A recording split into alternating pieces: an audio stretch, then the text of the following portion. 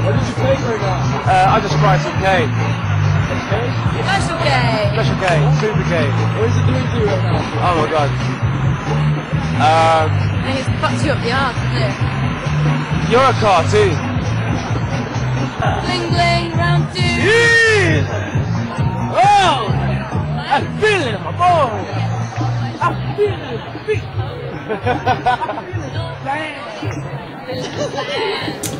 My name's Daniel Briggs. I'm a senior lecturer in the School of Law and Social Sciences at the University of East London. Unfortunately, I won't be able to be with you today for a number of reasons, so I have tried to put this presentation together in my absence.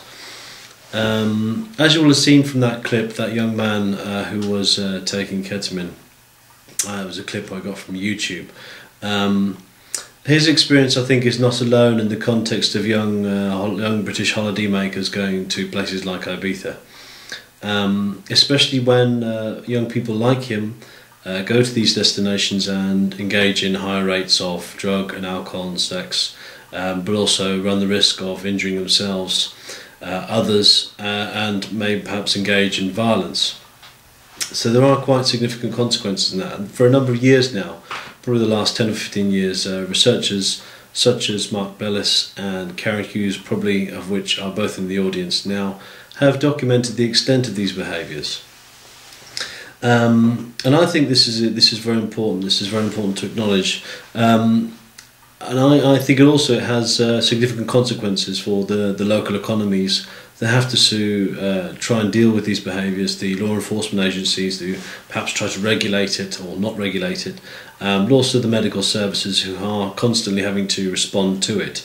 So it has a number of policy ramifications, these types of behaviour. What I'd like to talk to you today about is really the other side of those behaviours. I mean, we know, I think it's very well documented, we know about that young people go away with these ambitions to get drunk and take drugs and party and perhaps sleep with many people as possible, or maybe not intentionally. But I want to look at the other sort of the macro social forces involved in facilitating those behaviours. I'd like to look at the political economy. And the commercial landscape which is supporting these behaviours. And what I have to say today is based on a couple of summers of research I spent in Ibiza. I spent a couple of weeks in 2010, 2011 using ethnographic methods with young people in these destinations.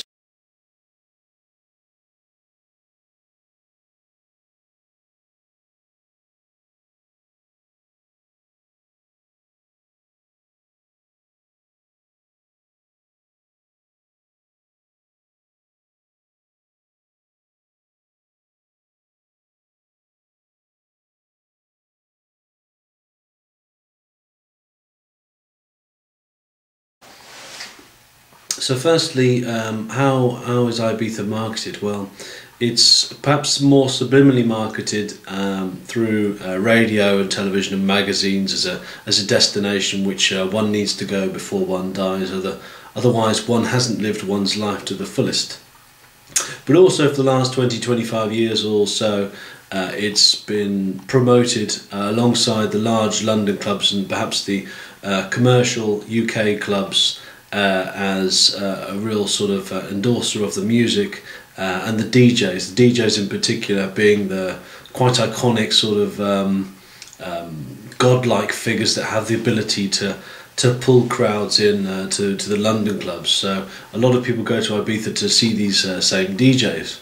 There's also a proportion of specific youth package holidays that will be marketed towards the same groups, and I have put the reference up from Morton Hess and Sebastian Tutenges that found that these agencies are likely to try and capitalise on these groups and involve them in or endorse the high levels of intoxication.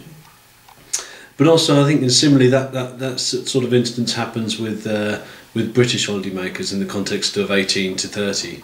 But what we also have now is a number of cheap airlines that are flying in and out of Ibiza very regularly during the holiday season, and those planes not only go from the 3 or 4 London airports, but from places like Birmingham, Liverpool and Manchester. So you have quite a significant number of flights on a daily basis to Ibiza, and I think what this means for the economy. We have so many people coming to the island to take advantage of the club music, to go see the DJs, to party. That it really does mean that the economy really relies on these people when they come each summer. Second feature of the political economy, which I think is very evident in Ibiza, is the role of consumer culture.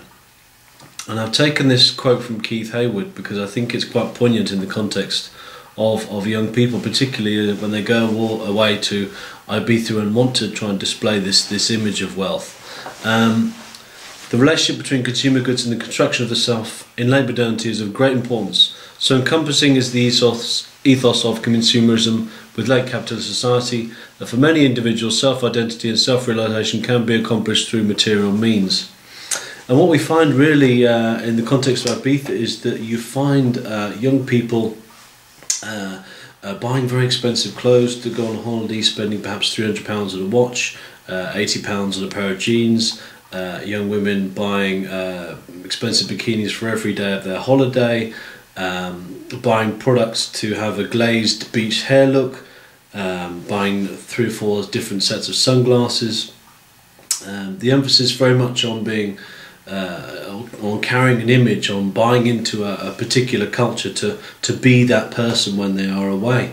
And I think this is quite prominent if you walk around the streets of San Antonio or Playa Nembosa. People want to have that particular image. The other side of this kind of consumerist attitude is the way in which a lot of the British holidaymakers I spoke to considered that the more they spend, the better their time will be, or the better night they'll have.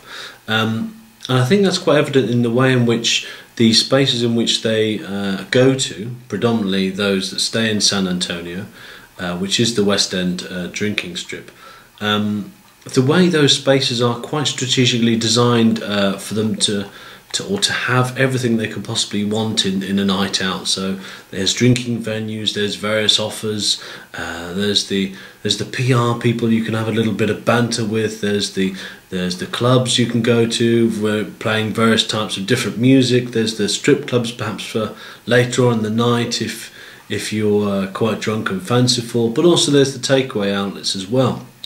If you just either side of the main drinking strip, then you won't find much. And what you should be seeing in the clip above me is and get a sense of really how much this space swells and how exciting it is. There's a real buzz, a feverish atmosphere about being in this place, this specific place. One respondent described it as floating.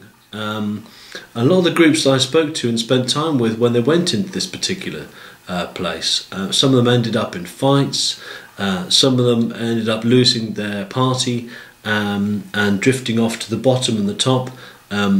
Some say they reported being robbed by prostitutes, others ended up having sex with prostitutes on the beach.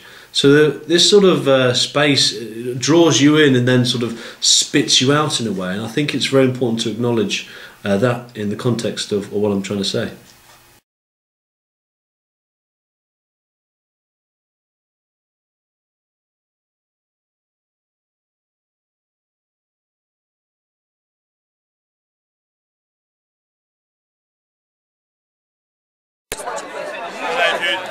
What do they do in YouTube, boys? What do they do in YouTube?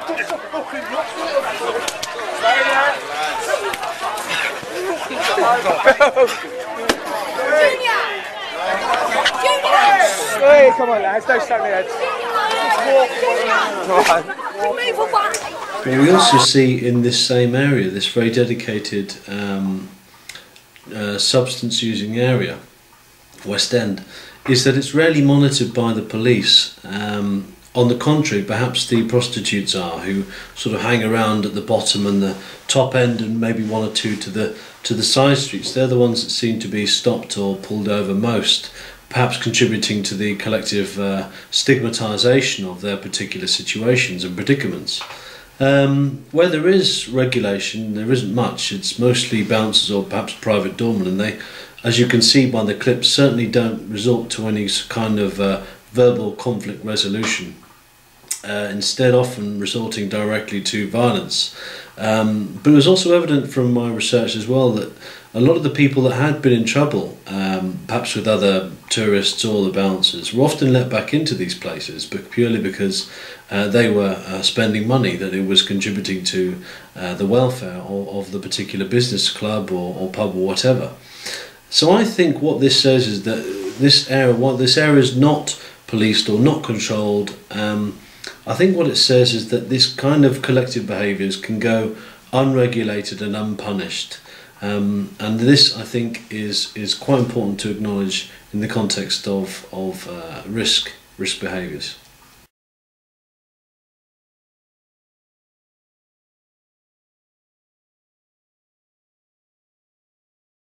I think the last part to acknowledge in this political economy perspective is the role of the sex industry. Now, of course, as I said earlier, many British holidaymakers come abroad with the ambition to have sex, of course. But also, and I hope it's been sort of evident throughout my presentation, that the way these sort of aspects of holiday life are marketed also has some bearing on people's ambitions to take part in them. So sex is very aggressively marketed. If it's not, for example, the PR workers walking along the beach in a bikini, it's the PR workers who are advertising the big clubs half naked marching up and down the West End drinking strip at 10 or 11 o'clock at night. Getting the wolf whistles from the men as well, I might add, incidentally. So I think this whole ideology or expectation of sex is played out later in the evening. The more the male groups, I can't speak much for women, I didn't find out too much about that. That's the young female holidaymakers, that is. But certainly for the young male groups, some tend to end up with prostitutes on the beach or in various sort of places. A lot of the PR workers say that these women have sexually transmitted infections. Of course, I can't corroborate that, I'm not sure, but certainly if anything it contributes to the negative perception of them. But also, as you can see here from my map of a strip club, and there were reports of young women towards the end of the night taking more risks to earn more money, perhaps doing different things for more money, perhaps anal sex or perhaps unprotected sex, but them being also quite intoxicated themselves, also being quite vulnerable.